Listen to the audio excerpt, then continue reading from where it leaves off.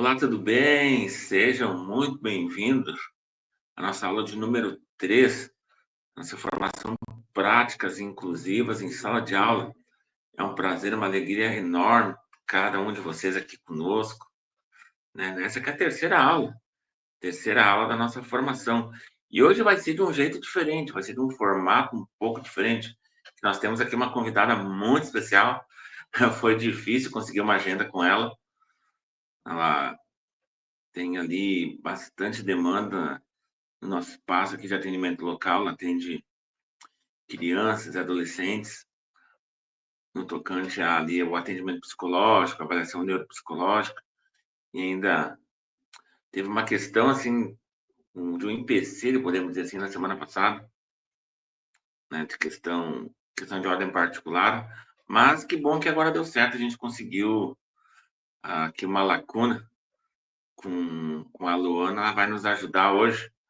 Sei se a Luana tá on, sei se a Luana tá on, se a Luana já pode entrar aqui com a gente. Vou pegar aqui. Então, tô ouvindo um zum, barulho ali. Opa, tudo Olá, bem? tudo bem? Opa, Luana, tudo certo? Tudo certo, Cândido? Muito Tudo boa tranquilo. noite, tudo bem? Não, na verdade não é, vai entrar às 19 horas, né, no horário de Brasília, mas, Sim, enfim, boa noite, bom dia, boa tarde, não sei que hora o pessoal vai acessar esse assistindo. conteúdo, mas a Luana é psicóloga, neuropsicóloga, professora de anos iniciais, especialista em educação. Ela vai estar se apresentando um pouco melhor aqui para a gente. Nós vamos bater um bate-papo hoje. Então, essa aula de número 3 vai ser um bate-papo, podemos dizer assim, Exatamente. sobre como incluir alunos com deficiências. Né? Lembrando que nosso público-alvo da educação inclusiva, ele tem três partes: pessoas com deficiência, transtornos globais do desenvolvimento, altas habilidades e superdotação. Hoje falaremos um pouco sobre como incluir pessoas com deficiência, né? Seja deficiência física, deficiência intelectual, deficiência auditiva, entre outros. Claro que a gente vai dar um enfoque talvez muito maior ali para a questão das deficiências intelectuais, né, que é o nosso mote, são as demandas ali que o pessoal nos traz. Mas eu quero deixar a Luana se apresentar, Luana. Fala um pouco sobre ti aí. Obrigado por atender nosso Ok. convite. Cândido, então, prazer estar aqui com você e estar também com esse público tão qualificado, né? Que são os professores do Colégio Militar de Curitiba. Então, estamos muito felizes. Eu me sinto honrada, me sinto pequena, mas eu sei que eu vou passar aquilo que eu conheço, aquilo que eu faço, minhas vivências, então isso me deixa mais tranquila. Pessoal, eu me chamo Luana, minha primeira formação é na área da educação, então eu sou professora, fiz magistério, atuei na educação infantil, atuei nos anos iniciais no município aqui de Canoas, Rio Grande do Sul.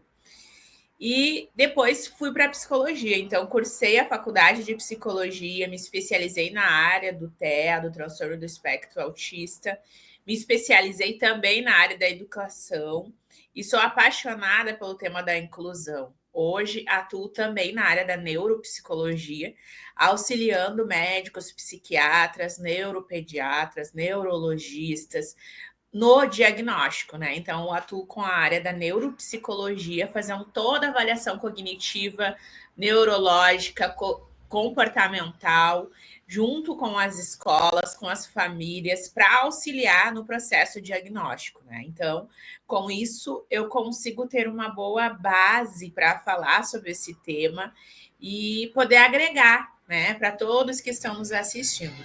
É um grande prazer estar aqui com você também, Cândido. Prazer é meu, né? E, como se não bastasse, nós somos sócios duas vezes, né? Para quem não nos conhece, é sócio na empresa, sócio na vida, né? Então, o sobrenome ele não é mera coincidência. Mas Exatamente. agora falando um pouco profissionalmente falando. Vou pedir, Lona, se tu pudesse se afastar um pouquinho ali da câmera do teu Eu posso computador, que fazer dá. assim, ó. Não, não. Fica com a mesma imagem, a mesma que estava antes. Daí tu se afastar, tu vira mais para trás. Daqui a pouco a poltrona que tu estás vira um pouco mais para trás. Certo, melhorou? Pouquinho mais, assim. Isso, que tá pegando muito só o seu rosto ali. Daí agora pega ali, enfim, todas as demais partes. Mas, Ótimo, cara. então tá, vamos começar. Sinaliza, Oi? sinaliza qualquer coisa que eu puder ajustar para ficar melhor, tá bom? Tá bom. Mas vamos começar nossa conversa, Luana.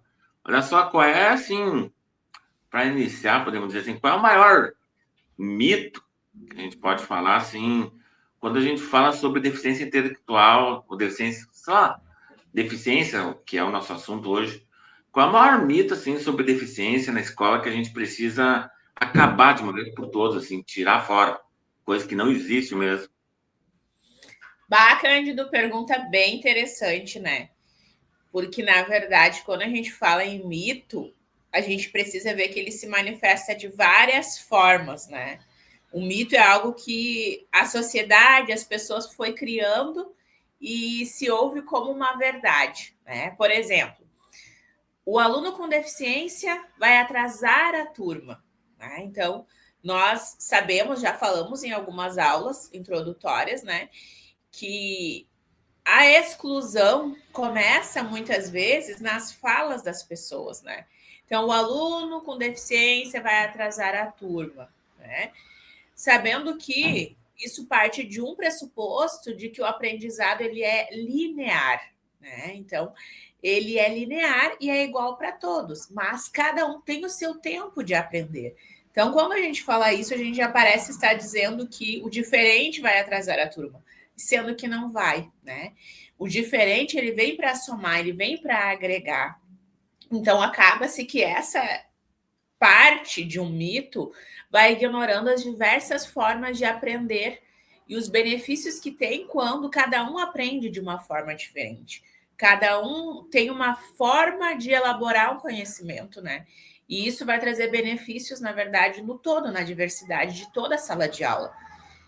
Para o professor é um desafio, né? Eu poder verificar a forma que meu aluno aprende, o tempo que ele aprende, o jeito que ele compreende melhor uma explicação, é o desafio que o professor tem diariamente, mas que faz parte do processo da docência, né? Então, perceber que esse mito, muitas vezes, ele pode estar relacionado a nós não termos uma estrutura para receber esse aluno. Não, isso é uma mentira, né? Porque, às vezes, a gente ouve, e eu escutei muito na área da educação, esse mito, olha, mas nós não temos estrutura para receber esse aluno. Mas qual é a estrutura necessária para receber um aluno? Né? Recursos são importantes, espaço físico, adaptação, sim, é importante, mas essa frase de não ter estrutura para receber um aluno, muitas vezes ela vai mascarar o quê? Uma falta de vontade de se adaptar à metodologia específica para essa demanda desse aluno, há uma abordagem específica que eu vou ter que adaptar dentro do meu plano de aula, dentro da minha organização. Então, essa estrutura que muitas vezes é dita, ela é um abafamento, um abafo, um esconderijo de que eu preciso mudar a minha mentalidade, né? Um outro mito também associado quando a gente vê falar desse tema de deficiência é melhor ele estar em uma escola especial, né? É melhor ele ir para um lugar, porque daí eu vou somando com aquele outro mito, né? Que não tem estrutura para receber esse aluno. Então, se não tem estrutura, é melhor ele estar em uma escola especial.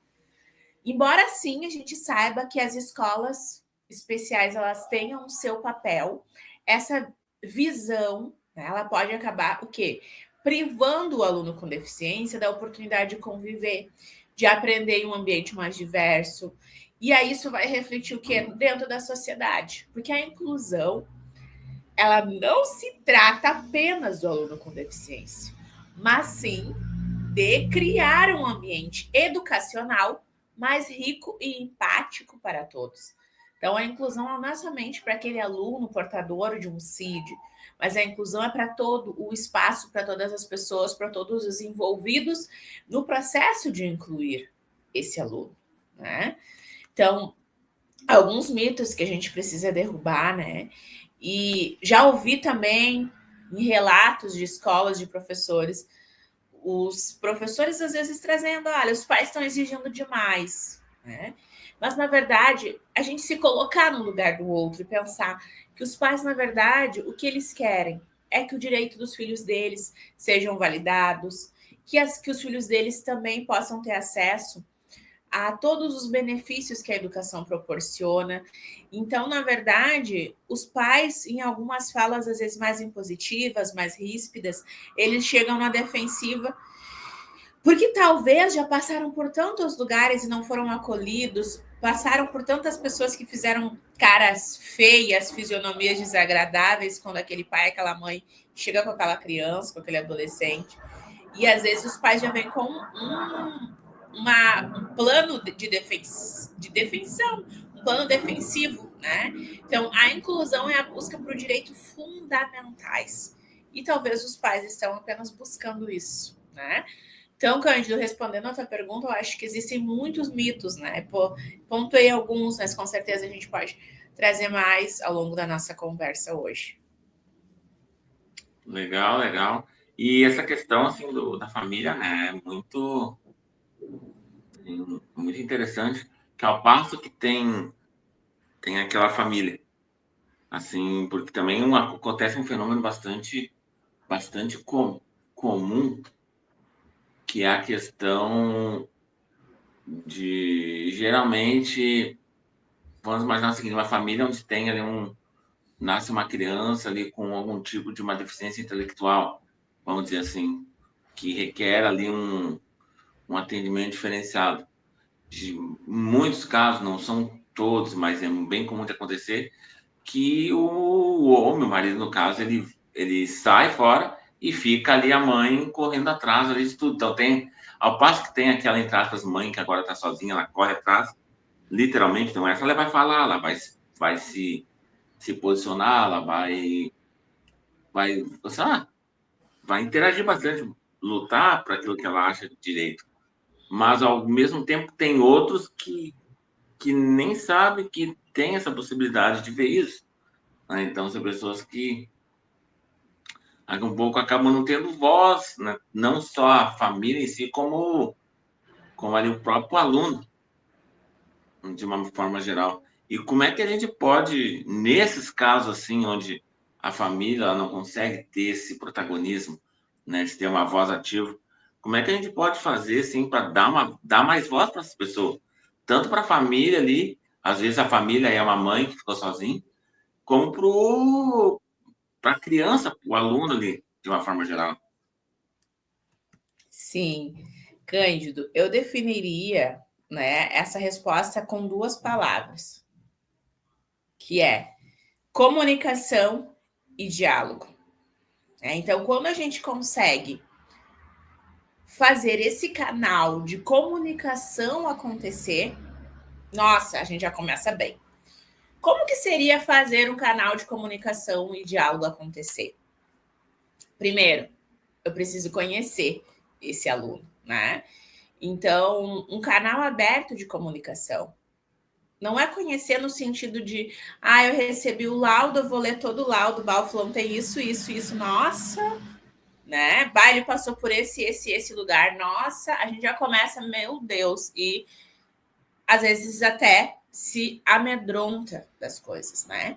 Mas eu digo cuidar um espaço onde eu possa acolher e ouvir. A comunicação e o diálogo, ele é, primeiramente, um canal aberto e acessível. Como que eu posso fazer isso na prática? Um canal de comunicação que seja regular. Então, eu já prestei suporte às escolas, onde nós tínhamos trimestralmente, ou seja, de 3 em 3 meses, reuniões, onde nós recebíamos as famílias, onde um professor representante daquela turma também estava ali, junto com a pedagoga, e nós elaborávamos alguns temas. Então, cada trimestre a gente tinha um tema diferente, onde a gente abordava com as famílias e tinha essa comunicação. Então, eu posso fazer esse canal aberto presencial, hoje virtual, como nós estamos, certo, Cândido? Nessa abordagem virtual. Sim, nós temos canais de comunicação, como reuniões coletivas, grupo de WhatsApp, e-mail, mas eu digo que nada como isso que a gente está fazendo, o olho no olho, a conversa, o olhar. Então, é uma forma que a gente pode fortalecer a comunicação e o diálogo. Uma outra forma que a gente vai falar em outros momentos, com certeza, né? Em alguns casos, nós temos alunos e famílias com dificuldades na comunicação oral. Então, o que a gente vai precisar? Implantar o CAA. O que é o CAA? Ou K? Cada pessoa pode falar de um jeito diferente, mas a sigla é CAA. Comunicação aumentativa e alternativa, que são o quê? São pranchas de comunicação onde nós utilizamos dela para ajudar os alunos que têm dificuldade na comunicação oral. Então, essas pranchas, elas podem ser físicas, elas podem ser vocais, elas podem ser por softwares, aplicativos, enfim. Então, é uma forma da equipe escolar também capacitar os professores, ensinar os alunos e ter essa forma de comunicação. Muito importante na comunicação e no diálogo, Cândido e todos que me escutam, nós temos uma escuta ativa e empática. Ou seja, eu não posso estar na frente da família e estar pensando em outra coisa. Ou estar na frente da família e estar ali, não, deixa eu só ver uma coisinha aqui. Tá, é verdade. Então, essa comunicação ativa, essa comunicação empática é no sentido do tempo que eu estiver ali. São 15 minutos, são 20 minutos, são 30 minutos. O tempo que eu estiver ali, eu estar ali, eu praticar essa escuta ativa, eu validar o sentimento e preocupação dos alunos e das famílias. O que é, Cândido, validar os sentimentos dos alunos e das famílias? Saber que eu não vou resolver o problema deles. Pudéssemos resolver todos os problemas que chegam até nós. Quisera já poder ter um resultado imediato e dizer, faz isso, aplica isso que tu vai conseguir. Nem sempre é assim. Mas no momento em que eu paro o que eu estou fazendo, que eu escuto essa família, essa demanda, esse aluno, eu vou estar validando os sentimentos dele. Eu vou estar dizendo, olha, é real isso que tu sente, essa preocupação é verídica, vamos pensar juntos numa forma. Hoje eu não sei o que eu posso te dizer que vai te ajudar, que vai agregar algo para você, mas vamos pensar juntos, né? E aí, dessa forma, eu vou conseguindo executar essa escuta ativa e empática, sempre com uma linguagem clara e compreensível. Cândido, não sei se tu já ouviu falar dos jargões pedagógicos.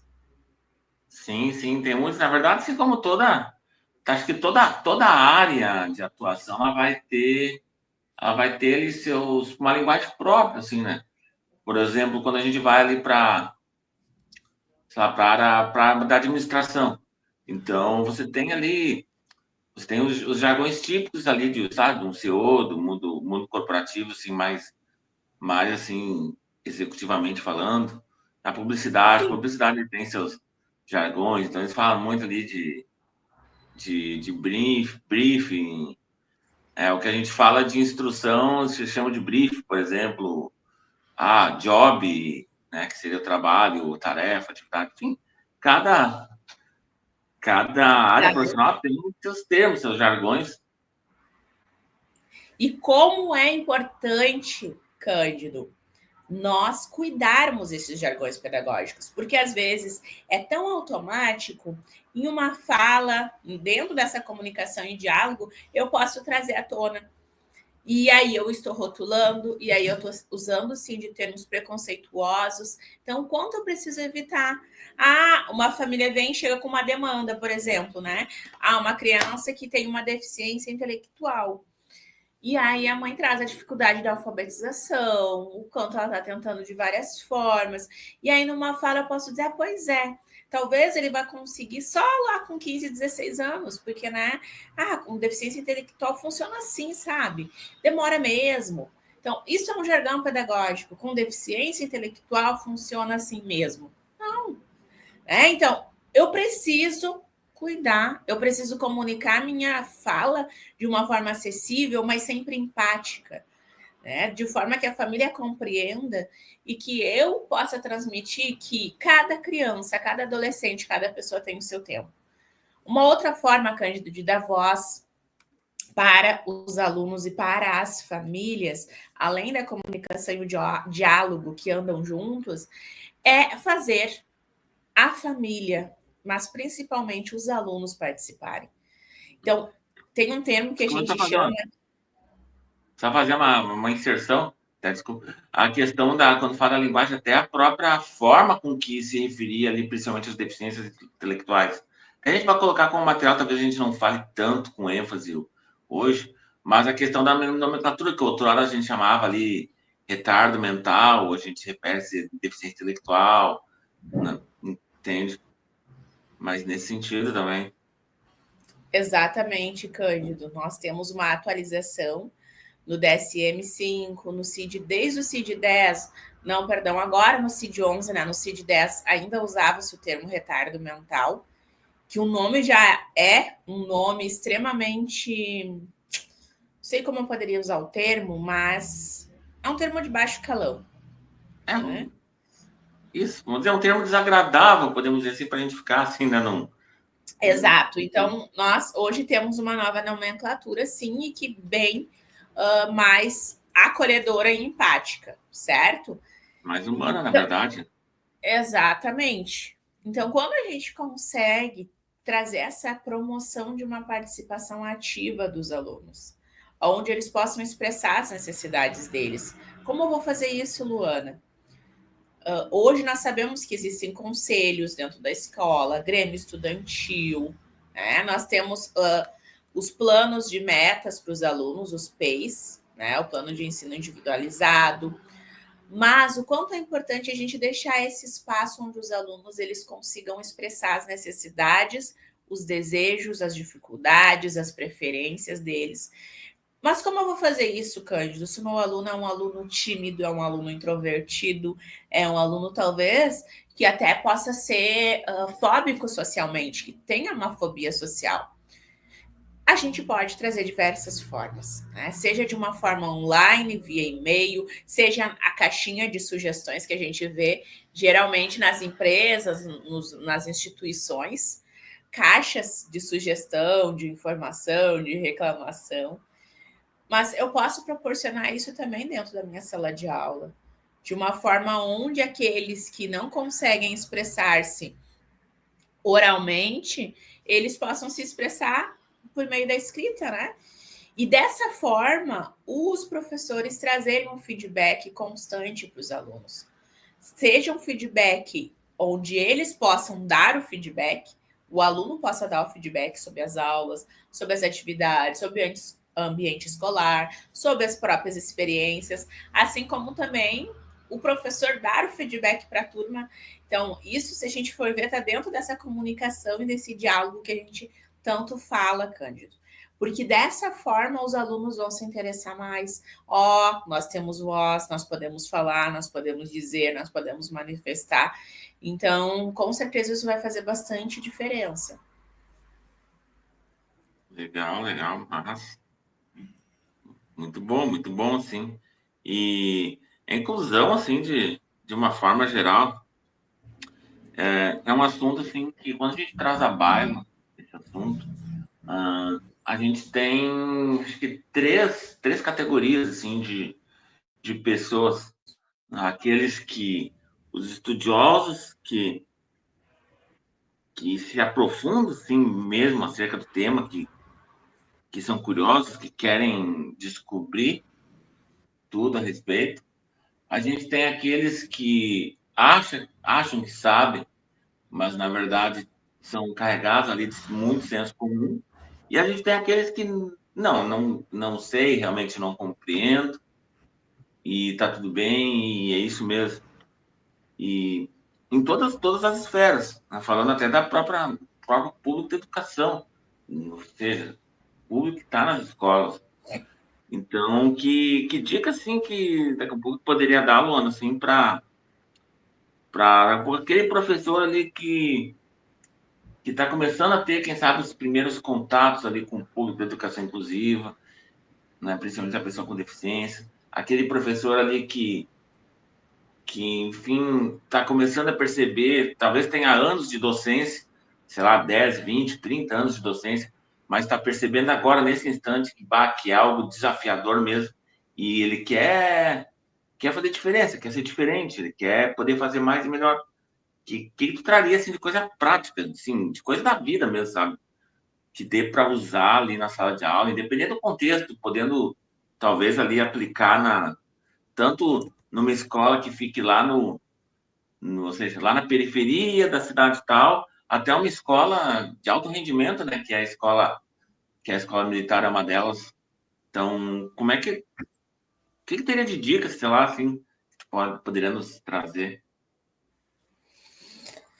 Bom, Cândido, a primeira notícia, tá, sobre essa pergunta. A inclusão na escola, ela é uma jornada contínua e ela é desafiadora, extremamente desafiadora. Mas ela tem uma recompensa enorme. Quando a gente consegue ver pequenas conquistas, eu acho que o grande segredo é esse. Nós sermos gratos e comemorar as pequenas conquistas de um aluno. Um aluno, por exemplo, que não consegue ter a pega do lápis. Ele não consegue, ele não consegue fazer como a gente faz habitualmente.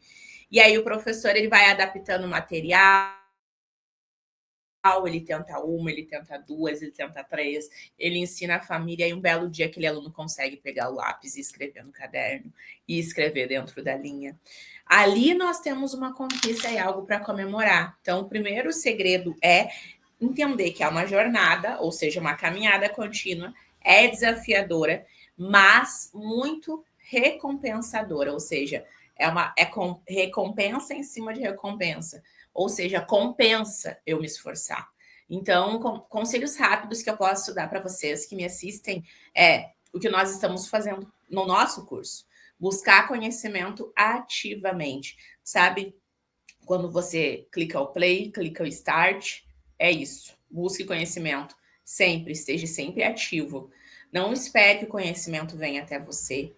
Estude sobre todos os tipos de deficiência, as estratégias de ensino incluídas, as legislações, faça cursos, workshops, leia livros, artigos, assista podcasts. Né? Nós também temos a nossa forma de aprender. Eu sou uma pessoa que eu aprendo bastante ouvindo, então eu gosto de ouvir, eu gosto de ler, mas eu vejo que aquilo que eu ouço fixa mais. Histórias de vida, né? Casos, histórias de sucesso, histórias que não foram de tanto sucesso, mas que são histórias e são experiências. E um outro ponto é colaborar com a equipe. Né? Então, a inclusão ela não é um trabalho solo, Cândido. A inclusão ela não é eu entrar na sala de aula, fecha a minha porta e eu aqui com meus alunos vou viver a inclusão. Não. A inclusão ela é um processo em grupo. Então, eu preciso conversar com o professor do atendimento educacional especializado, sim. Eu preciso entender o que ele está trabalhando com o meu aluno. Eu preciso ver se esse meu aluno ele tem o suporte de um psicólogo, de um terapeuta ocupacional, de um fonoaudiólogo. Como é que eu posso fazer para conversar, para me comunicar com essas pessoas, seja online, seja presencial, seja via e-mail?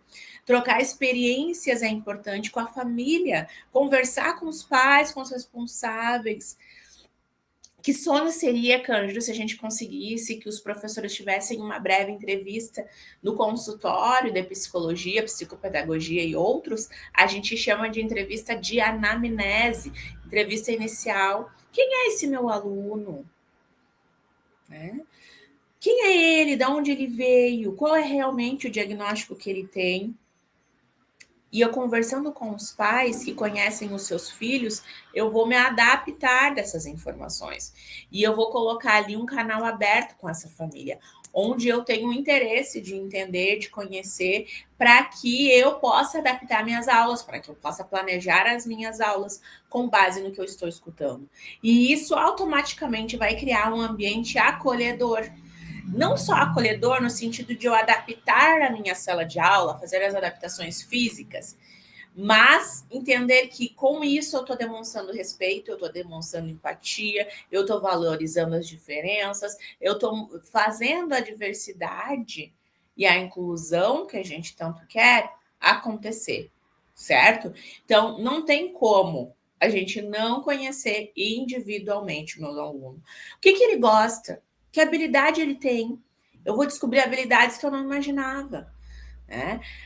Quais os desafios ele enfrenta, quais os desafios que a mãe, o pai, o cuidador, a avó, o avô estão enfrentando com esse indivíduo, certo? E aí eu vou conseguir fazer aquilo que eu falei lá no começo.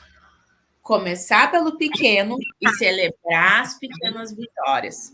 Porque cada pequeno avanço é uma vitória que a gente merece celebrar, sim. Vou adaptar meus materiais, vou usar recursos, vou focar naquilo que ele tem de potencial e não nas limitações. Isso é uma parte importantíssima, Cândido.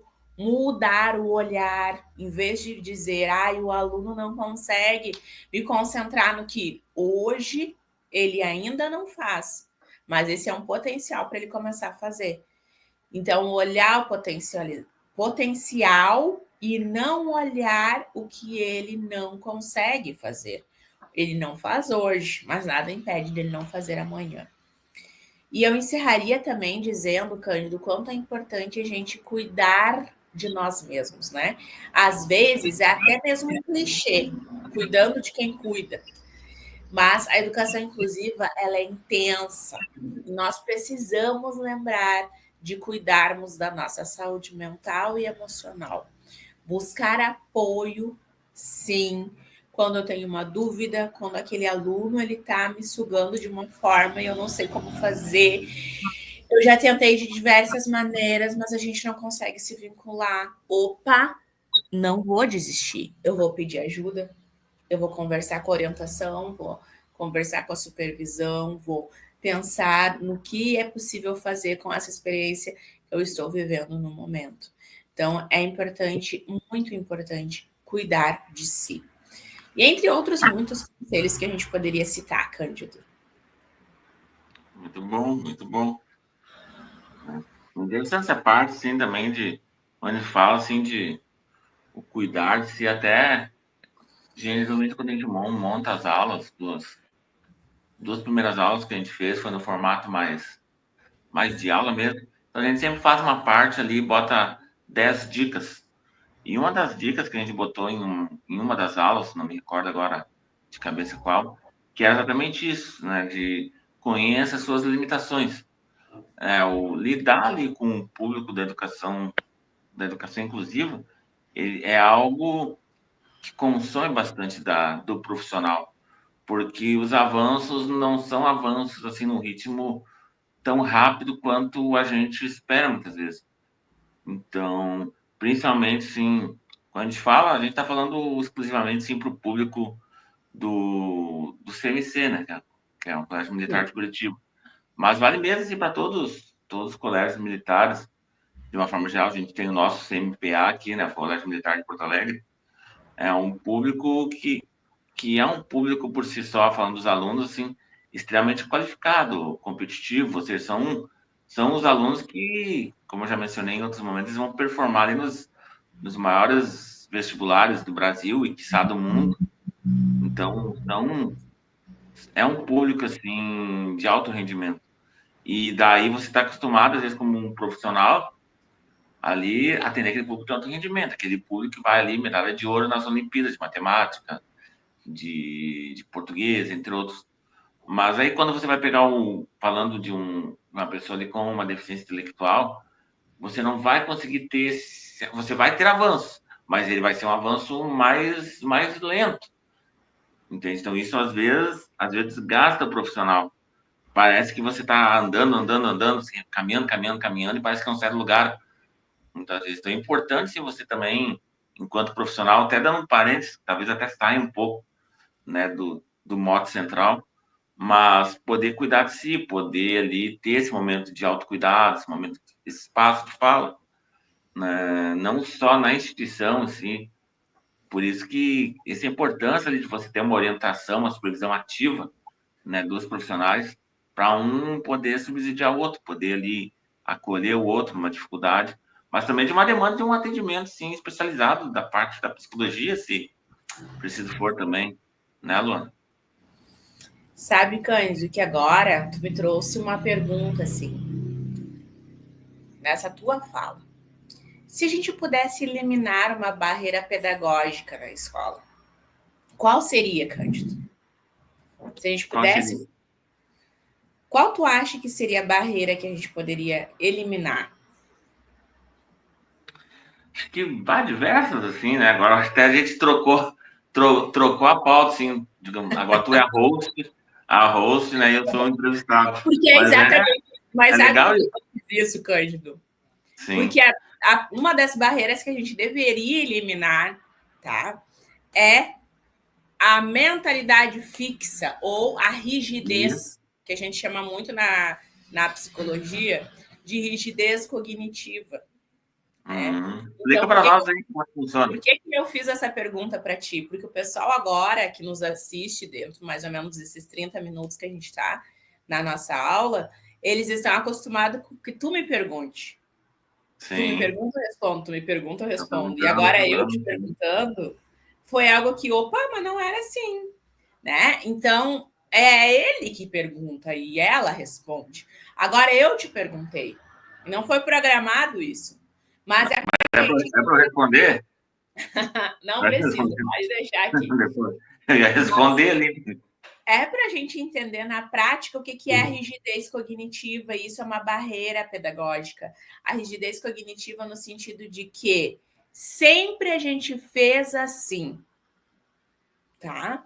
Certa vez estava eu no município dando aula, ministrando, professora atuante, numa turma de 5º ano, e chegando lá na turma, recebo uma aluna com diversos diagnósticos, que eu não vou citar todos, entre eles deficiência intelectual. E essa menina sentava no fundo da sala e a professora anterior me disse: vamos dar o nome de Maria, nome hipotético. A Maria entra na sala de aula, a gente dá massinha para ela, ela terminou de brincar com massinha, a gente dá uma folha para ela desenhar. É assim que a gente tem feito nesse último ano. E eu disse: Integração, podemos dizer. Conceito de exato. integração. E aí eu disse: como assim? Não, é que ela, tu sabe, né? Ela não entende, ela não vai acompanhar os colegas e ela gosta de massinha. Então a gente tem que dar alguma coisa para ela que prenda a atenção para que ela não incomode na sala de aula. E a gente faz assim. E eu disse, mas eu não vou fazer assim. Não, tu não entendeu, a gente vai fazer assim. Porque se ela chora, se ela grita, a mãe dela tem que vir buscar, daí a mãe dela fica, vou dizer o termo que ela disse, reinando, que tem que buscar a menina mais cedo.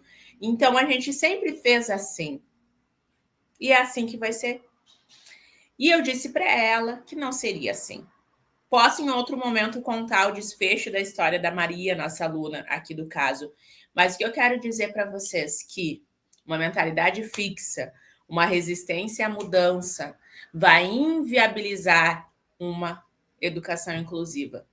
Então, essas crenças residem nas nossas atitudes, nos nossos preconceitos enraizados, ou seja, que já implantaram em nós aquele senso de incapacidade que muitas pessoas passam de geração em geração, às vezes dos pais, às vezes da comunidade escolar, e aí a gente ouve essas frases que são barreiras pedagógicas imensas. Esse aluno ele não tem condição de aprender. Olha, eu não fui preparada para lidar com isso. Ok, tu não foi. E quando que tu vai ser? Né? A inclusão é responsabilidade de todos, não é apenas do profissional da sala de recursos ou da sala de atendimento educacional especializado. Não, ela é um papel e uma responsabilidade de todos. Eu não vou, porque os outros alunos vão ser prejudicados. Por que eles vão ser prejudicados se eles também fazem parte da inclusão? Não é mesmo? Então, eu quis trazer, Cândido, essa importância de olhar para essa rigidez cognitiva que existe e que é um dos principais elementos que nós temos que eliminar dentro do Então, processo da educação inclusiva. então talvez essa entrada que você se refere à rigidez cognitiva, né? Então talvez seria a maior barreira pedagógica que teria, né? Dentro Em de um acima das outras, ambiente, dentro de um acima do ambiente ambiente escolar. Exatamente. Dentro de um ambiente pedagógico, essa é uma das maiores barreiras que eu vejo. Pode existir mais, Sim. com certeza Não, com existem mais, certeza. mas essa é uma das principais. E sabe por quê, Cândido? Por quê? Porque essa é uma das principais, ou a maior, ao meu ponto de vista, espero que todos me compreendam, porque ela vai gerar outras barreiras.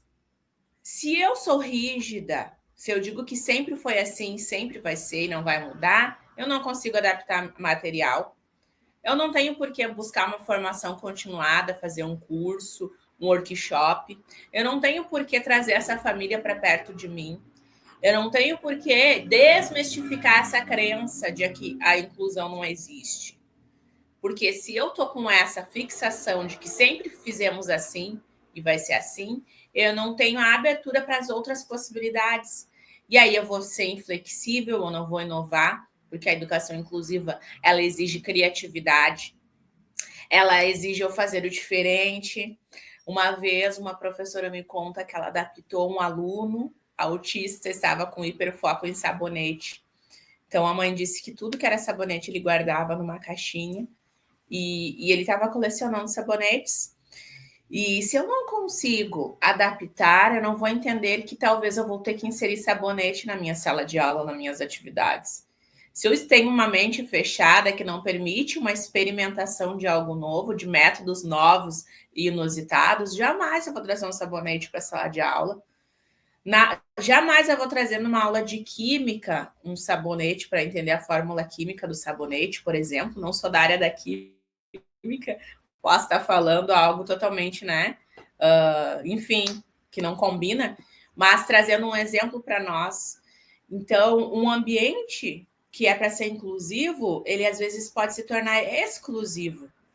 Ou melhor, eu excluo, porque é mais fácil eu tirar da sala de aula, é mais fácil eu dar massinha e deixar ele sentado lá no fundo. Por quê? Porque isso faz eu me manter na minha zona, no meu lugar confortável. E aí eu vou desvalorizar o potencial desse aluno, eu vou minimizar a responsabilidade coletiva da inclusão, que é de todos. Então, a resistência à mudança vai fazer que a gente delegue essa responsabilidade para outra pessoa. Deixa para os pais, deixa para a família, deixa para o terapeuta. Eu aqui, o meu papel é só manter ele as 4 horas que ele precisa ficar dentro da sala de aula e deu. Não é mesmo? Ah,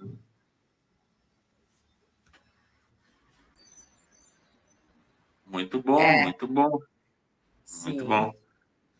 E diz uma coisa, Alona, a gente fala assim de inclusão de uma forma geral nesse assunto que a gente está conversando assim até então. Quais são os erros assim mais comuns assim que as escolas de uma forma geral elas cometem quando elas vão tentar incluir assim um aluno com algum aluno falando no nosso tema de hoje, né? Aluno com algum tipo de deficiência, seja deficiência intelectual, talvez seja mais que mais pega, né? Mas Claro, também tem mesmo as outras deficiências físicas, entre outros, assim. claro. Cândido, apesar de muitos esforços, e os esforços são crescentes, né? A gente sabe que esse tema da inclusão, ele é real e muito atual e sempre vai ser, mas muitas escolas ainda cometem erros ao tentar incluir os alunos com deficiência. Esses erros, eles muitas vezes não são intencionais, mas eles podem acabar gerando mais exclusão do que inclusão. E é esse cuidado que nós precisamos ter. A gente poderia citar muitos erros, mas eu vou citar e focar 3 erros, tá? Que apontam estudos, artigos, que são erros que não que são irreversíveis, mas que vão trazer consequências bem ruins. Primeiro erro seria um foco excessivo na deficiência, ou seja, no laudo, no modelo clínico, no modelo médico, né? O que se consistiria esse erro? A escola olha primeiramente para o diagnóstico, para as limitações daquele aluno, ao invés de olhar para as potencialidades, pelos interesses, pelas necessidades pedagógicas daquele indivíduo. Então, muitas vezes, nós esperamos que o aluno se adapte à escola e não ao contrário, né? E aí, qual vai ser a consequência desse erro? Nós vamos ter, muitas vezes, uma superproteção, tanto dos professores quanto dos pais, né? Então, esses erros que nós estamos falando, é importante que entendamos que não vem só da parte da escola, professores, equipe pedagógica, mas também pode vir dos pais.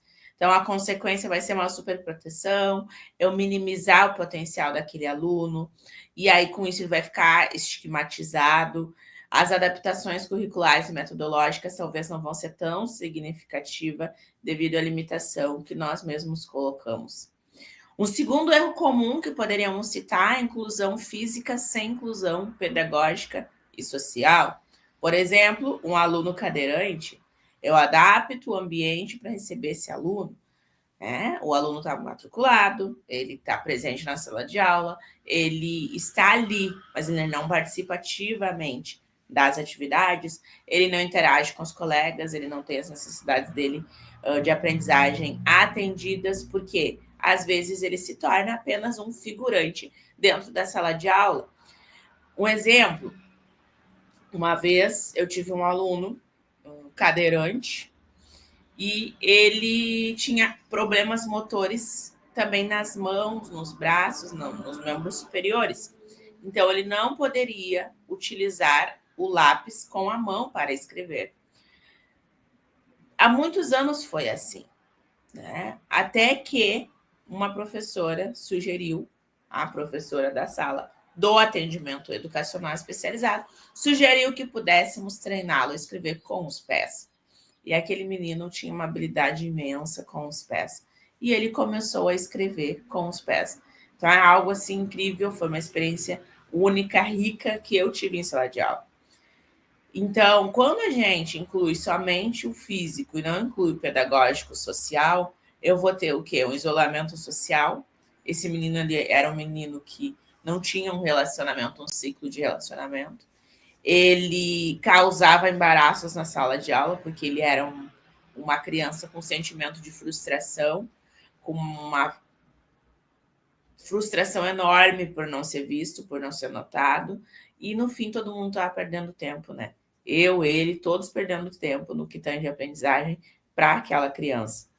Um terceiro erro, Cândido e demais, poderíamos citar a falta de formação e capacitação dos professores.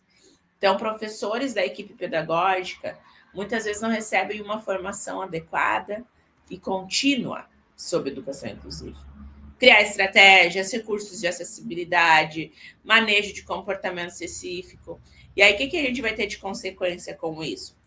Nós vamos ter uma insegurança dos profissionais, nós vamos ter uso de metodologias que não são adequadas, a adaptação curricular provavelmente vai ser rasa ou não vai acontecer. E aí a gente vai ter nos professores uma sobrecarga de estresse muito grande, porque vai parecer que a gente está andando em círculos, a gente faz, mas acaba não vendo resultado. Né? Então, assim, a gente poderia citar muitos erros mesmo, mas eu acredito que a gente já tem falado ao longo da nossa aula de hoje, né? Então, que a gente possa entender que acreditar que a inclusão ela é um favor ou é um fardo, é um erro. Né? Quando a gente fala em educação, a gente está falando em educar e ação. Ao mesmo tempo que a gente fala que a escola não educa, a escola ensina, mas os nossos termos são Secretaria de Educação, né? Coordenadora de Educação. Então, a gente está falando de educação inclusiva. Então, a gente entender que essa educar mais ação, ela começa entre nós, entre equipe, entre escola. Então, o maior erro também seria, né, eu que falaria 3, mas para encerrar essa fala, a instituição, ela vê a inclusão muitas vezes como uma obrigação. Eu preciso incluir porque a lei manda. Eu preciso incluir porque esse aluno tem um CID, tem um laudo. E tudo que é obrigado incomoda. Tudo que incomoda vai gerar um peso. E aí, em vez de um direito e um benefício que essa criança, esse indivíduo, essa família tem, para mim parece que é uma obrigação. E aí eu vou ter resistência, eu não vou ter investimento emocional, né? Investimento emocional não é o recurso financeiro para adaptar o material, é investimento de mim, das minhas emoções, da minha insistência, do meu tempo, dos meus recursos físicos. E aí esse ambiente escolar, ele não vai abraçar a diversidade. A gente vai fazer de conta que está fazendo. Coisa assim, né? E é o que acontece muito, que nem uma outra questão que a gente nota, Luana, a gente fala assim, até muitas escolas usam assim, até como um slogan. Por exemplo, aqui todos, ou seja, no sentido assim de, as portas estão abertas para todos, aqui todos são bem recebidos, todos são bem-vindos. E aí o que acontece na questão ali da matrícula, vamos dizer assim, porque geralmente, falando assim, mais de uma rede privada do que uma pública, assim, uma rede privada, às vezes os pais, aqueles que têm uma possibilidade maior, eles vão visitar a escola, né? Daqui a pouco eles estão na dúvida, onde é que eu vou colocar o meu filho, onde é que eu acho que ele vai ter ele. Eu falo de um pai ali com um filho com um tipo de necessidade especial, mas também valeria para aqueles, entre aspas, ditos normais. O pai, é comum o pai e a mãe, às vezes eles vão lá, visitam a escola, conhecem a estrutura da escola. Aí quando eles falam que ali a particularidade da criança, meu filho tem ali o diagnóstico ali de uma deficiência intelectual, vamos dizer assim. Então ele precisa, entre aspas, de algumas questões ali específicas.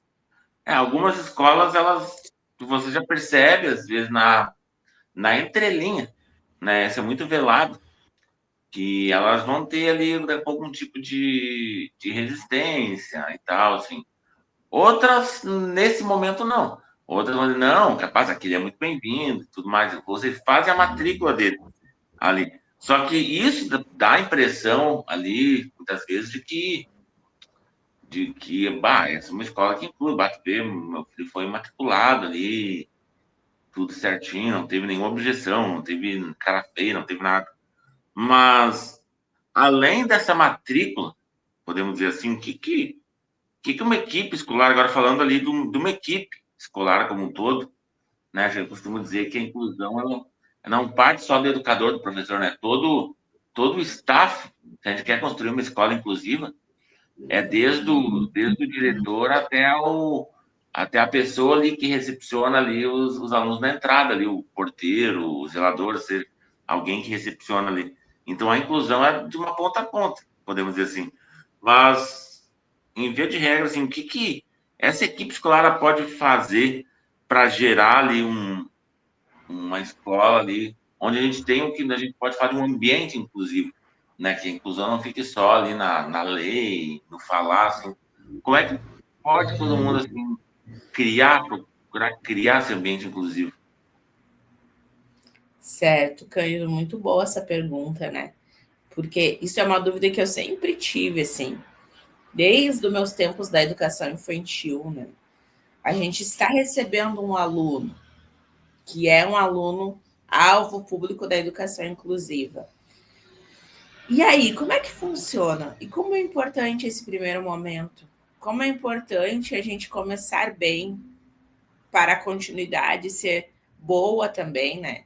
Então, a matrícula ela é apenas o primeiro passo para que a inclusão, de fato, ela possa acontecer, que ela possa ser efetiva. A equipe escolar precisa ir muito além.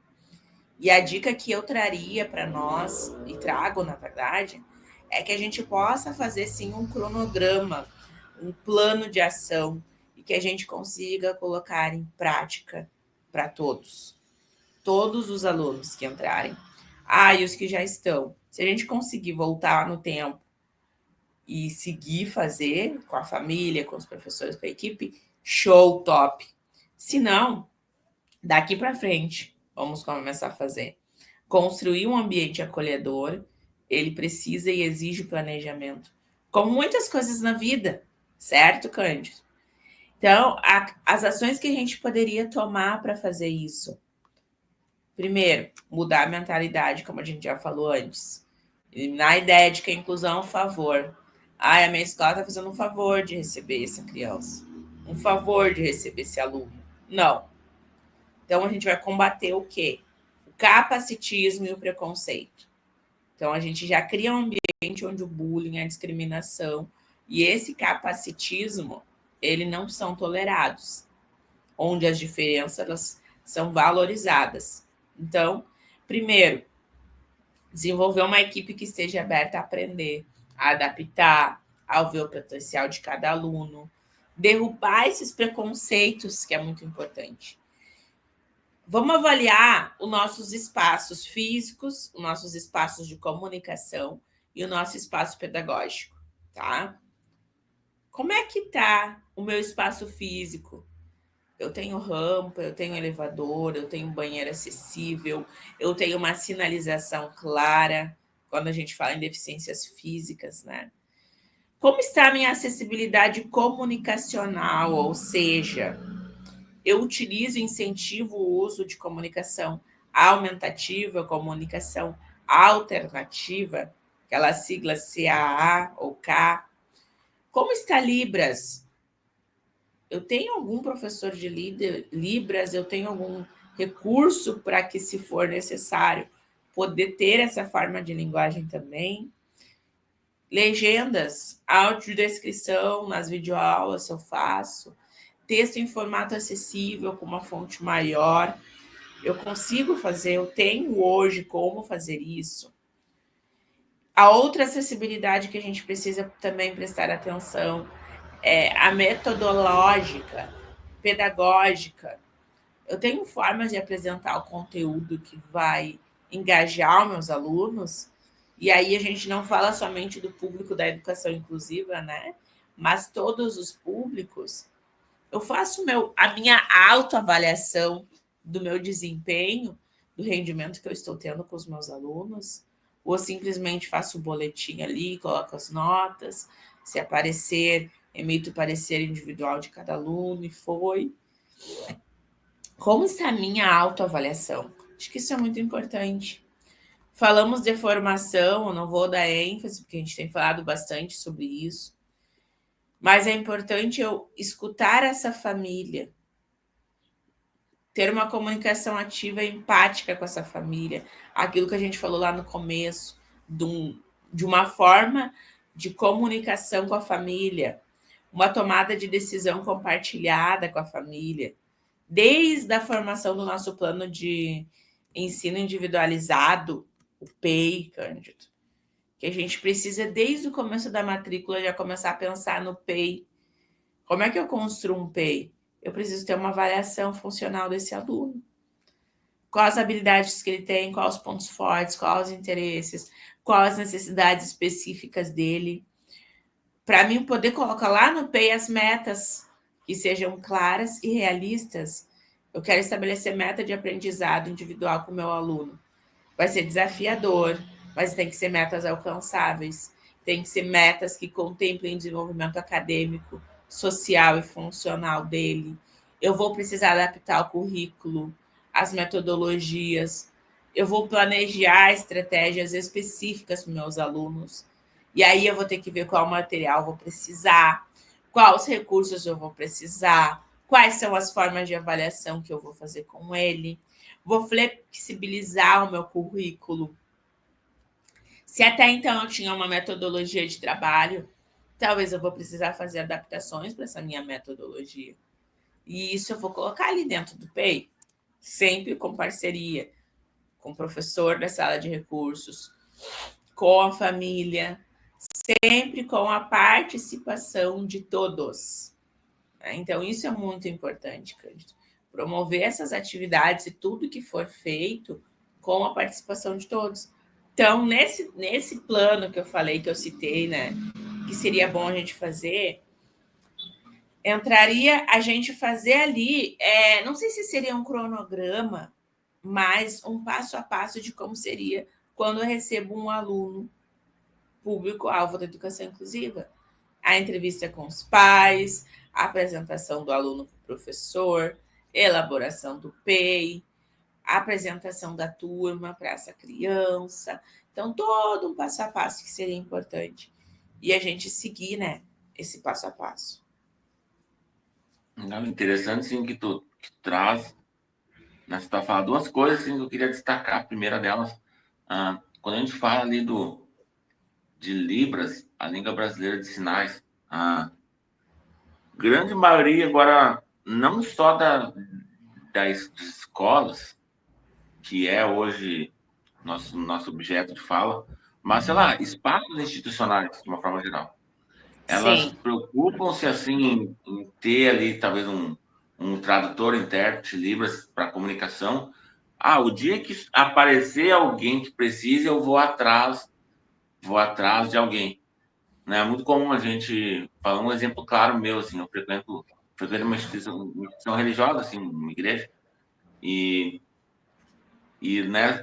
nessa igreja, assim, que a gente frequenta, tipo, teve uma época, uma menina que, enfim, ela não era da área da educação, era de uma outra área do conhecimento, mas ela quis aprender, ela teve desejo, né, a partir dela de, eu quero aprender Libras, né, quero estudar Libras, por quê? Porque se um dia vir alguém que precise disso, quem é que vai transmitir ali quando você estiver falando, cantando, sabe, fazendo o quê, né, quem é que vai, a pessoa vai ficar boiando ali, não vai entender nada do que está acontecendo.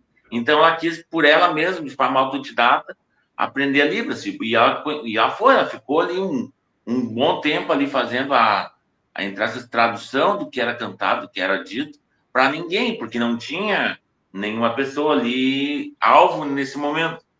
Mas daí eu fico pensando, como é que uma pessoa iria até aquele local se ela soubesse que não ia ter alguém para fazer essa tradução, né? Então, mas no momento que passou a saber que tem ali uma pessoa que faz isso, ou seja, começou ali a notícia a se espalhar e foi, daqui a pouco foi um, e foi dois, e é assim, é um ou dois. A educação, inclusive, é assim, né? É para um ou dois, entende? Então, por isso que, assim, infelizmente, não são todos que têm ali, posso dizer, não pode dizer aptidão, é uma palavra muito forte, mas não são. A educação inclusiva, assim, trabalhar especialmente, assim, com esse público não é para todos, entende? Cara, todos nós precisamos ter esse conceito de inclusão, todos nós precisamos ter, ou seja, saber assim as possibilidades de poder incluir, mas agora trabalhar diretamente no AEE, por exemplo, não é para todos.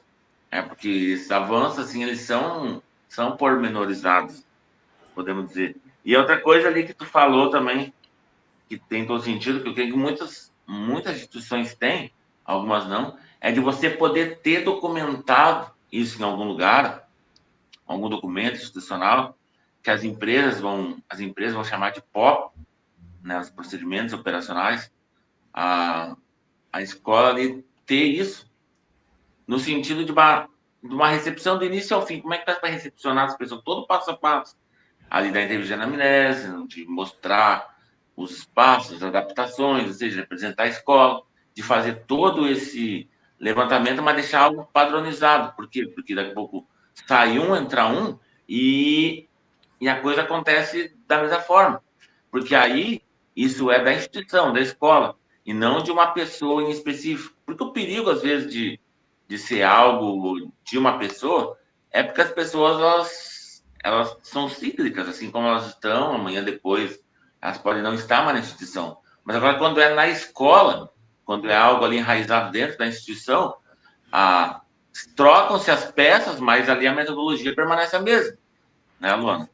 Exatamente. Exatamente. Mas a gente fala, assim, bastante, e particularmente a gente hoje fala, assim, sobre inclusão, assim, de uma forma geral.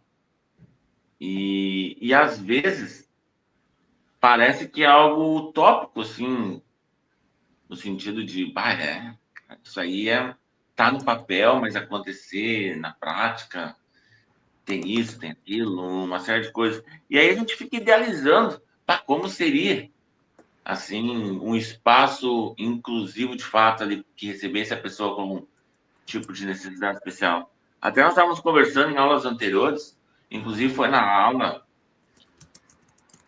aquela inaugural que foi síncrona ali com o pessoal, de que acima ali do aluno, acima dos pais, dos professores, está a instituição.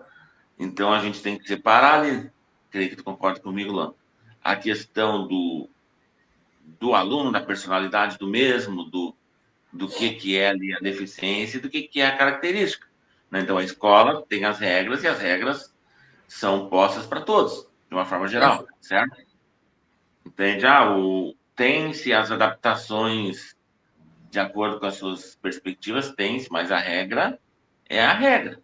Vamos supor, o horário de chegada é o horário de chegada ali para todos, salvo condições médicas ali comprovadas, enfim. O horário do recreio para todos. Ali a questão da disciplina, da ordem, ali é para todos, sem exceção. Por exemplo, uma pessoa que tem algum tipo de deficiência, ela não tá, podemos dizer ali, permitida sei lá, a descumprir normas e regras institucionais. Não é nem o objetivo, concordo? Mas na tua visão, Lana, qual seria a escola, inclusive, ideal para ti? Não sei se essa pergunta é uma pergunta que tem sentido, mas se tivesse que descrever uma escola inclusiva ideal, seria dessa forma. Como é que ela seria? Cândido, essa pergunta não é fácil, né? Não é fácil porque Imaginei. a gente está caminhando por uma escola ideal, inclusiva, né? Mas eu sempre parto do princípio e pressuposto de que seja um lugar onde eu me sinta bem. Eu tenho que imaginar que eu também sou uma pessoa pública-alvo da educação inclusiva. Eu também tenho minhas preferências, eu tenho as minhas manias, eu tenho, né, as minhas questões. A diferença é que, às vezes, nós conseguimos esconder essas questões, essas diferenças. E a criança, o adolescente, o jovem, às vezes é muito notório, né? Então, eu vejo que o lugar, o ambiente, o ideal seria que essa pessoa, esse indivíduo, ele se sentisse bem de estar ali. Ele se sentisse confortável de estar ali, sabe? Então, na minha visão, a escola ideal e inclusiva, ela é um ecossistema vibrante, onde a diversidade, ela não é tolerada, mas sim ela é celebrada. E aí a gente vai entender que a adaptação naturalmente vai acontecer. Se eu tenho um aluno autista que ele tem uma sensibilidade com barulhos, naturalmente eu não vou fazer atividades com barulho. Ou vou adaptar essas atividades com um barulho menor ou no ambiente amplo, onde para ele não seja sufocante aquele barulho. Eu vou me adaptar, vou me reinventar. Por quê? Porque o meu propósito em uma escola inclusiva ideal é acolher e potencializar. Então, a gente tem que imaginar um lugar onde a inclusão ela é o princípio norteador para todas as decisões. Desde o plano de aula até o projeto pedagógico. Eu vou adaptar. Desde a forma que esse aluno é recebido na portaria até o momento de dar tchau na hora da saída. Existe uma essência dessa cultura escolar, desde o primeiro até o último componente da escola. Todos os professores, os diretores, as merendeiras, os porteiros, eles não são apenas treinados, mas eles agem naturalmente. É natural. Essa sensibilidade, esse engajamento com a causa da inclusão, que todos nós precisamos ser incluídos, repito isso, ele não vem como consequência de uma deficiência, mas ele vem como uma característica do espaço, do local, da escola. E aí tudo vai fluir, vai ter uma comunicação constante e efetiva entre os professores da sala regular, entre os professores do atendimento educacional especializado, entre os coordenadores, entre aqueles que estão fora do ambiente escolar, que é a equipe multidisciplinar, o psicólogo, o fono, o terapeuta. Então, essas informações elas vão circular entre nós. E aí tudo vai fazer parte de um conjunto. Então, assim, essa essência de uma cultura inclusiva dentro de uma escola, eu acho que seria o nosso ideal. Seria, assim, o suprime, como se diz, quando extrapolou, na verdade, né? Daquilo que seria o real. Aí se torna o ideal. Legal, legal. Muito bom. E assim, Luane, como é que é para ti, assim, tu recebe muita, muita criança, assim, com algum tipo de, falando assim, saindo um pouco mais da parte da deficiência, da deficiência motora, ainda mais a parte da deficiência intelectual, né, que começa, que para as escolas, assim, a, a parte da deficiência física, vamos dizer assim, ela é um desafio mais estrutural, às vezes, do que acadêmico, né? Por exemplo, um cadeirante que tem as suas faculdades intelectuais ali preservadas, ele não vai ser um desafio no tocante à pedagogia, ao ensino pedagógico, ele tem ali a capacidade cognitiva de aprender ali dentro da média, ou pode ser até acima da média, enfim. Mas é um desafio muito mais estrutural, então ele se torna muito mais estrutura do que propriamente ali pedagógico. Quando a gente fala ali de uma pessoa, ali um indivíduo, um aluno ali com tipo uma deficiência auditiva, né? Então você tem ali a questão da adaptação ali da linguagem no falar. Você vai utilizar seja Libras, algum método de comunicação alternativa também, entende? A gente fala ali para uma pessoa, um deficiente visual, ali você vai ter toda uma adaptação em braille. Então você vê que são coisas estruturais. Quando a gente fala ali de alguém com uma deficiência intelectual, que talvez é um público-alvo teu expressivo, assim, né? Você atende bastante, sim, pessoa, aluno com algum tipo de deficiência intelectual. Como é que é, assim, para ti? Talvez até saindo um pouco da parte da escola, mas ainda sendo inserido nisso. Quando você faz ali a questão da avaliação neuropsicológica, né? Você faz a avaliação neuropsicológica, certo? E Certo. aí você utiliza os instrumentos, né?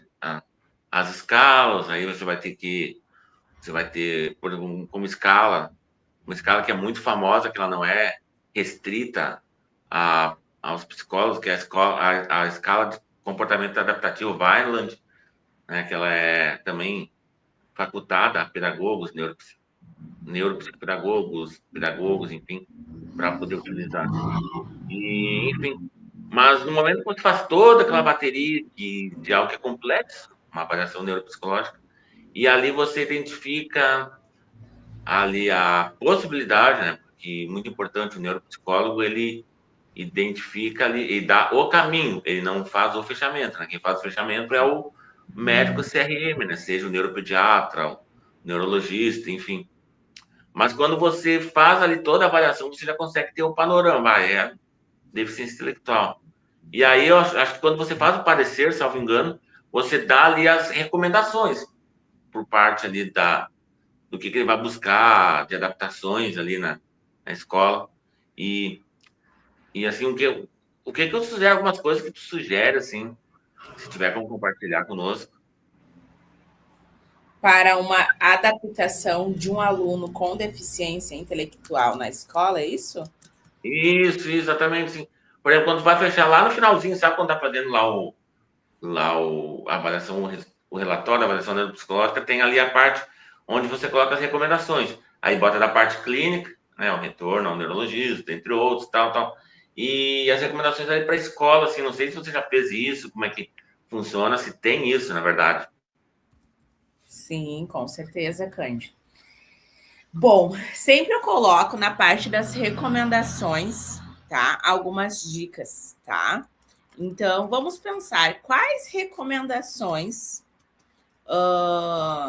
passar para a escola ou para o corpo docente, né? Quando vai receber, por exemplo, um aluno com uma deficiência intelectual, né? Importante dizer que a deficiência intelectual é justamente como o nome já diz, tá?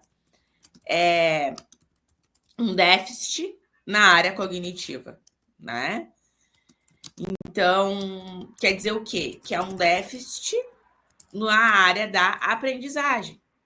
Então, essa criança, esse adolescente, esse jovem, nós vamos falar mais especificamente em outras aulas, ele vai ter um comprometimento na área da aprendizagem. Então, eu sempre coloco ali como algumas dicas, às vezes não no laudo, mas em um documento à parte. Ao receber um aluno, por exemplo, com deficiência intelectual, a gente precisa estar com esse ambiente inclusivo preparado. Ok. Primeiro, eu preciso conhecer e compreender o que é deficiência intelectual. E por incrível que pareça, muitos professores, muitos profissionais da educação não entendem que existem níveis, que existem graus de apoio, que existem desafios nas funções cognitivas, que sim, vai afetar o raciocínio lógico, vai afetar a memória de trabalho, vai afetar a atenção, vai afetar também a capacidade de abstrair uma informação, vai ter impacto na aprendizagem. Ponto. Então, o que sempre eu coloco, tá? Adaptações no currículo, tá? Então, são pilares para o sucesso do aluno para a inclusão acontecer. Adaptar o currículo com um plano de desenvolvimento individualizado, ponto. Isso é o básico. Até peço que vocês coloquem nos comentários, caso alguém não saiba como fazer, seja uma dificuldade. De repente, a gente pode falar, Cândido, com trazer um exemplo. Isso até. Só fazendo uma inserção, mano, na tua fala. A gente, né, quando a gente faz ali ao término de cada aula, a gente coloca ali um pequeno questionáriozinho para a pessoa responder ali com perguntas a respeito do que está sendo dito, mas também a gente bota ali de acordo com esse tema, para ele citar alguma coisa que, como a gente fala, a educação inclusiva, esse assunto é um assunto extremamente amplo. Então, vai ter coisas às vezes que a gente fala e tem coisas que vão passar batido pelo tempo, né? Você não consegue dizer tudo. Então, dentre as coisas que, entre aspas, não foram ditas pelo tempo, enfim, para eles colocarem, se é uma dúvida para eles. Que aí a gente vai fazendo a aula, vai fazendo esse momento de acordo com as demandas que o pessoal vai tendo. Então, muita interação, muita essa nossa conversa, por isso que assim, eu procurei fazer desse formato, a gente vai fazer outras vezes nesse formato também, que é meio de pergunta, assim, as perguntas vão vindo assim na minha cabeça, podemos dizer, mas baseado assim, muito no que eles colocam também, entende? Mas até eu queria também te passar, que é o seguinte, daí, o que ocorre? A gente vê, eu percebo, não sei se vai concordar comigo agora nessa minha fala, que a inclusão, de uma forma geral, ela é um somatório de pequenas atitudes de cada um, assim, sabe? Por exemplo, é um pouquinho de um pouquinho do outro, um pouquinho do outro, um pouquinho do outro, que você consegue tornar um ambiente, um espaço inclusivo de fato, certo?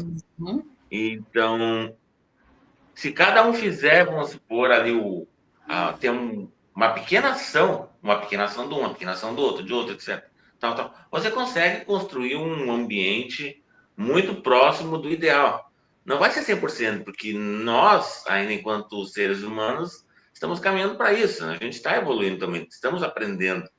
Mas a gente vai perceber que talvez daqui a 20 anos, muito das coisas que a gente utiliza hoje vão se tornar obsoletas, porque outras coisas, por meio de pesquisa, vão ser descobertas e vão passar a ser utilizadas. Mas qual seria, assim, essa pequena ação, essa pequena atitude que cada educador, cada profissional, falando de uma forma mais individual agora, que cada um, assim, dentro da sua área de atuação, poderia fazer um pouquinho para que junto pudesse construir, entre aspas, desculpa o termo, entrar com poucão, né, podemos falar. Cândido, eu resumiria, tá? Isso que tu me falou, essa pergunta, em uma palavra, tá? Que seria vontade. Então, aquilo que é a vontade? É a faculdade, se a gente ir lá para o dicionário, tá? Vontade é a faculdade que tem o ser humano de querer, de escolher, de livremente praticar uma ação, de praticar um ato, ou deixar de praticar uma ação, deixar de praticar um ato.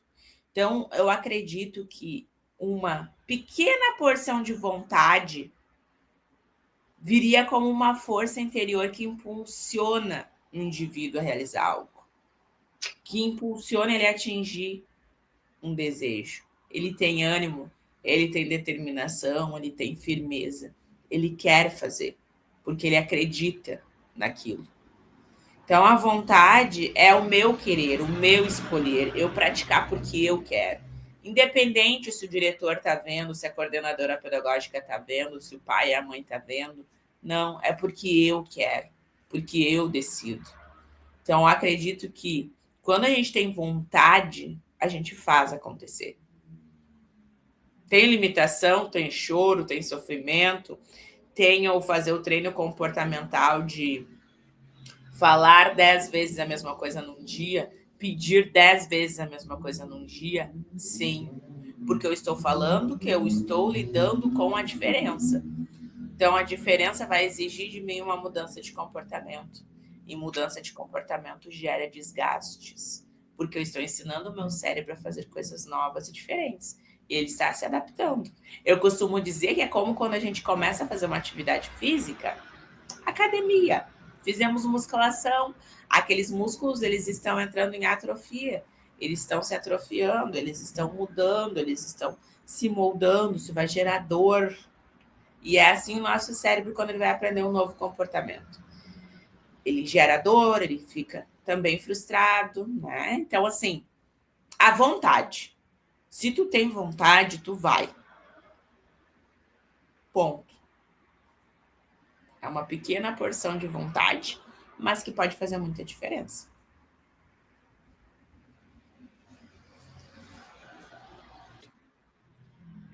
É, Cândido, são desafios. Mas o que seria da educação se não tivesse tantos desafios, né?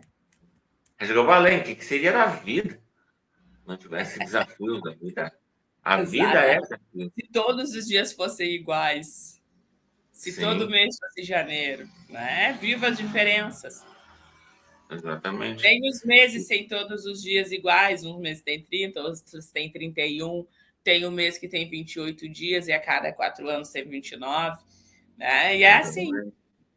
Exatamente. Que nem a gente fala assim sobre, sobre esse assunto em diversos lugares, até a gente ter feito coisas juntos, inclusive, assim, participando de algum evento, de alguma oficina, assim. E, e às vezes a gente pensa a solução estratégica, mirabolante, miraculosa. E quando na verdade o principal, como tu disseste mesmo, é a vontade, a energia de querer fazer diferente. Então você pode ter a maior estrutura do mundo. Então, isso eu gostaria até que você que está me ouvindo frisar, assim, sublinhasse essa fala agora. Você pode ter o maior recurso do mundo, a maior estrutura do mundo, mas se você não tiver a vontade e energia, nada vai acontecer, entende? Então é bem isso. Então aqui eu tô pensando que meus, a gente fica conversando e eu sou assim um pouco, assim, fico, desculpa o termo, assim, fico viajando aqui nas minhas ideias, entende?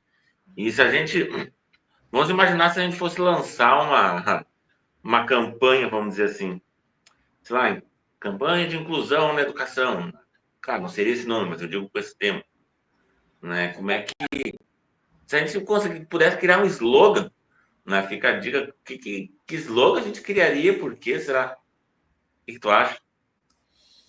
Olha, Cândido, se a gente lançasse uma campanha, essas tuas perguntinhas inusitadas, né? É Só maravilhosas, para porque só para isso combinar, tipo, quando a gente faz isso, assim, a gente conversa, assim, vamos falar sobre tais coisas, só que eu nunca sigo aquilo. Eu sempre vou perguntando outras coisas, assim, sabe? De acordo com que a conversa vai andando, assim, né? Coisa boa! Mas isso é sala de aula. Não é professores que nos escutam. É. Não é assim, a gente não lida com o improviso, a gente faz o plano de aula, a gente faz o planejamento, mas tudo pode mudar. Tudo pode mudar. Então, se nós lançássemos uma campanha de inclusão na educação, acredito que a mensagem principal poderia ser inclusão. 2 pontos. Cada aluno, cada potencial, cada diferença na escola.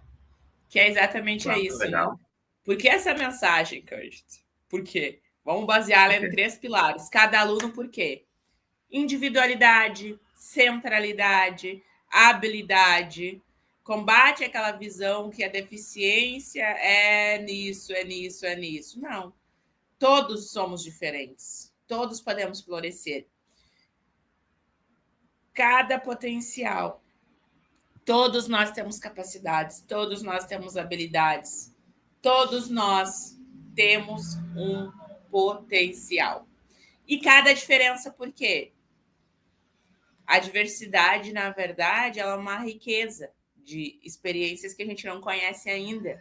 Então, a campanha não falaria apenas de deficiência, mas falaria também da diferença cultural, socioeconômica, de aprendizagem, e reforçaria que a escola é um espelho da sociedade.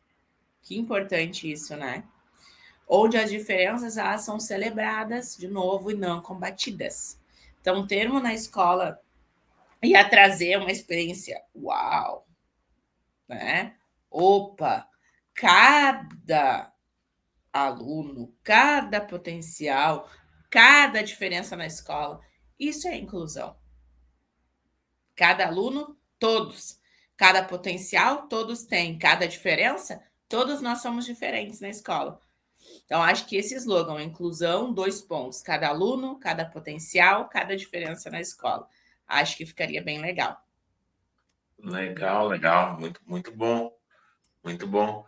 Até o que acontece?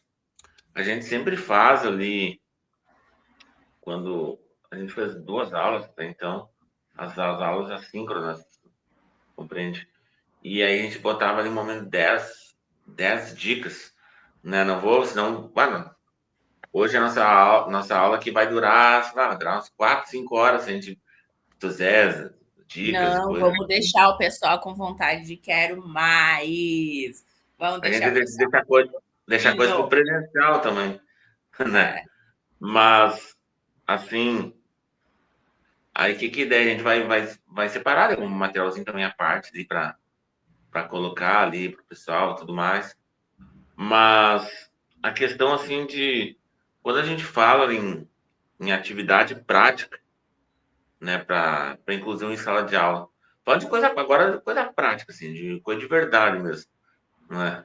Assim, se pudesse, tu, assim como eu, assim, já tivemos ali a experiência da sala de aula, de estar ali na sala de aula. Eu falo por mim, eu num contexto um pouco diferente, por já ter sido há tempo atrás. E tu também, assim, quem faz aqui, ó, faz uns 10 anos que hoje tu não leciona mais, né, na sala de aula regular. Acho que é isso, mais ou menos. Então, muita coisa mudou, assim, porque isso evoluiu rápido pra caramba. E eu mais tempo ainda. Mas, assim, se tu pudesse citar uma atividade, assim, hoje que a gente recomenda o pessoal fazer ali, o que tu sugeriria, assim, agora, levando em conta, assim, a parte da psicologia junto, assim, como algo que fosse ser bom, fosse fazer bem, assim, não só na parte pedagógica em si do aprendizado, mas também de senso de pertencimento, para aquele aluno se sentir bem naquele mês. O que tu sugere? Uma só, uma palhinha. Cândido, desculpe, que aqui no Rio Grande, É o, aqui no Rio Grande do Sul tá bem friozinho. é o clima do Rio Grande do Sul, gente. Dá para o Curitiba tem um pessoal clima perceber, semelhante nossa, também. tá aqui equipada, né? Porque realmente, gente, tá bem frio. E falar sobre inclusão nos aquece. Vamos dizer isso que combina. Cândido, um espaço bem interessante que a gente poderia fazer é um espaço, um círculo de escuta e de partilha, de compartilhamento. Né? Não sei se todos os dias. Oi? Isso eu não conhecia muito. Como é que seria esse espaço?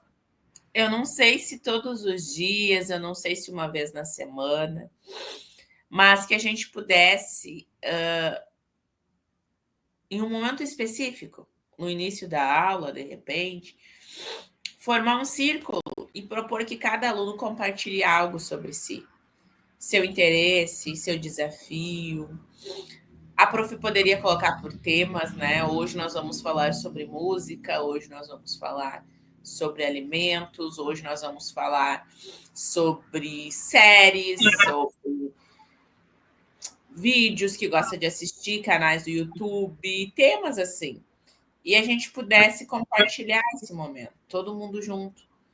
Cada um vai falar um pouco, cada um pode falar ou escrever. Aí a prof vai ver, né? A professora vai ver a realidade da turma e vai disponibilizar, de novo, a adaptação que a gente falou. Vai adaptar da forma que ficaria melhor, se seria falando, se seria escrevendo, e um vai ler o do outro, sem nome, sem algo que especificasse quem escreveu. Mas a gente ia conhecer as individualidades, a gente ia criar um senso de comunidade, a gente ia adaptar uma forma de comunicação, a gente ia ver as preferências. Tem algum aluno que poderia ajudar o outro aluno em um momento de uma atividade ali, a prof já ia ver a sintonia. A gente poderia, como eu disse, tanto oralmente, como escrito, como com figuras, enfim, a criatividade é livre. Mas esse momento em círculo, onde a gente possa falar e o outro ouvir, conversar e o outro escutar, faz muita diferença, Cândido. Muita diferença mesmo, sabe? Tem muitas atividades que a gente poderia dizer, mas vamos deixar para outros momentos. Tá certo. Bah, então, Luana, assim, da minha parte, quero agradecer, obrigado por ter contribuído com a gente. A gente está ainda tentando negociar, assim, para a tua ida, assim, né, para estar junto conosco no presencial lá para Curitiba, tua agenda tá complicado esse negócio, assim, tá? Enfim, mas vai dar certo. Eu já comprei as passagens já comprei para ti também. Agora, se vai dar ou não, se nós vamos ter que mandar outra, se vai ter que, tipo, Angélica junto com a gente, não sei. Né? Cândido, estou me Vamos ver. esforçando para fazer esse ajuste. Vai ser um prazer enorme estar pessoalmente com esse público tão qualificado e com tanto desejo de aprender e de fazer a diferença, né? Que é isso que nós buscamos com o nosso papel na educação. Então, vou me esforçar muito, pode ter certeza. Para mim foi uma honra, me sinto muito satisfeita de ter compartilhado um pouquinho do que eu faço, do que eu amo, do que eu acredito, e de ter interagido com você e com esse público tão qualificado e tão disposto, como eu já comentei, a fazer a diferença. Muito Então, obrigada. só para deixar um spoiler, na próxima aula síncrona, que vai subir na segunda-feira, próxima aula síncrona, na segunda-feira, nós vamos falar sobre. E esse é um assunto que talvez é uma das maiores demandas, as duas maiores demandas, conforme o pessoal vai nos passando, são como lidar ali com alunos ali com que nós chamávamos de transtornos globais do desenvolvimento, que é outra nomenclatura hoje, inclusive. Compreende, Lona? Sim, sim. E outras habilidades que também falaremos depois, certo? Mas, o que ocorre? Próxima aula que vai subir é falando sobre isso, né? Sobre como incluir pessoas ali com os transtornos globais do desenvolvimento, entende? Ótimo, então a gente vai Então, vai poder ter, trazer muitas coisas práticas. Coisa não vai boa. trazer, então preparem o conteúdo para nós, assim, nem tinha combinado contigo, assim, falando agora, entende?